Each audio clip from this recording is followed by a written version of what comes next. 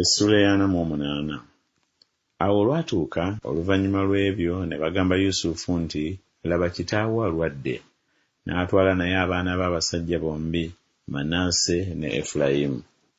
Ne bagamba Yakobo nti, laba omwana wo Yusufu ajja gy'oli. Isirayiri ne yeekakaabiriza n'atuula ku kitanda. Yakobo n'agamba Yusufu nti, Katonda omuyinza w'ebintu byonna yandabikira e Luzi mu nsi ya Kanani, n'ampa omukisa n'aŋŋamba nti, laba ndikwaza, ndikwongera, ndikufuula ekibiina ky'amawanga, era ndiwa ezzadde lyo eririddawo ensi eno okuba obutaka obw'emirembe n'emirembe. Ne kaakano abaana b'abasajja bombi abaakuzaalirwa mu nsi y'e Misiri nga sinnakujjira mu Misiri bange. Efulayimu ne Manaase banaabanga bange nga Lewubeeni ne Simyoni. N'ezzadde lyo ly'onoozaalanga oluvannyuma lw'abo linaabanga liryo. Banaatuumibwanga erinnya lya baganda baabwe mu busika bwabwe. Nange bwe nava mu Padani, Laakeeri n'anfaako mu nsi ya Kanani mu kkubo, nga wakyaliwo ebbanga ddeneko okutuuka ku Efulaasi. Ne muziika eyo mu kkubo erigenda e Efulaasi ye Besirekemu. Isirayiri n'alaba abaana ba Yusufu n'ayogera nti, bano be baani? Yusufu n'agamba kitaawe nti, be baana bange Katonda be yampeera wano. N'ayogera nti, baleete, nkwegayiridde, nange naabasabira omukisa. Era amaaso ga Isirayiri gaali gazibye olw'obukadde, n'okuyinza teyayinza kulaba. N'abamusembereza, n'abanywegera, n'abawambaatira. Isirayiri n'agamba Yusufu nti, nali sirowooza kulaba maaso go.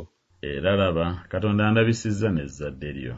Yusufu n'abajja mu maviivi ge wakati, n'avunnama maaso ge. Yusufu n'abakwata bombi, Efulayimu n'omukono gwe ogwa ddyo awali omukono ogwa kkono ogwa Isirayiri, ne Manaase n'omukono gwe ogwa kkono awali omukono ogwa ddyo ogwa Isirayiri, n'abasembeza gy'ali. Isirayiri n'agolla omukono gwe ogwa ddyo n'agussa ku mutwe gwa Efulayimu, ye muto, n'omukono gwe ogwa kkono ku mutwe gwa Manaase, ng'atereeza emikono gye ng'amanyi, kubanga Manaase ye yali omubereberye. N'asabira Yusufu omukisa n'ayogera nti, Katonda wa bajjajja bange Ibulayimu ne Isaaka gwe baatambuliranga mu maaso ge, Katonda eyandiisanga ennaku zange zonna okutuusa leero, malayika eyannunula mu bubi bwonna, awa omukisa abalenzi, n'erinnya lyange lituumibwenga ku bo, n'erinnya lya bajjajja bange Ibulayimu ne Isaaka, era bafuuke ekibiina ekinene wakati mu nsi. Yusufu bwe yalaba nga kitaawe assizza omukono gwe ogwa ddyo ku mutwe gwa Efulayimu, n'anyiiga, n'asitula omukono gwa kitaawe okuguggya ku mutwe gwa Efulayimu okugussa ku mutwe gwa Manaase. Yusufu n'agamba kitaawe nti, nedda kitange, kubanga oyo ye mubereberye, so omukono gwe ogwa ddyo ku mutwe gwe.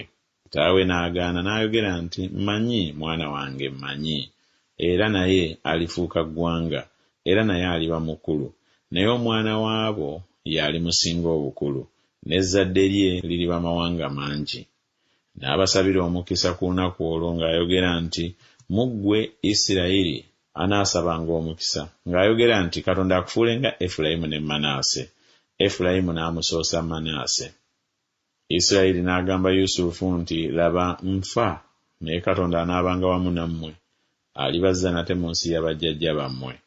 Era nkuwadde ggwe omugabo gumu okusinga baganda bo, gwe naggya mu mukono gw'omu Amoli n'ekitala kyange n'omutego gwange.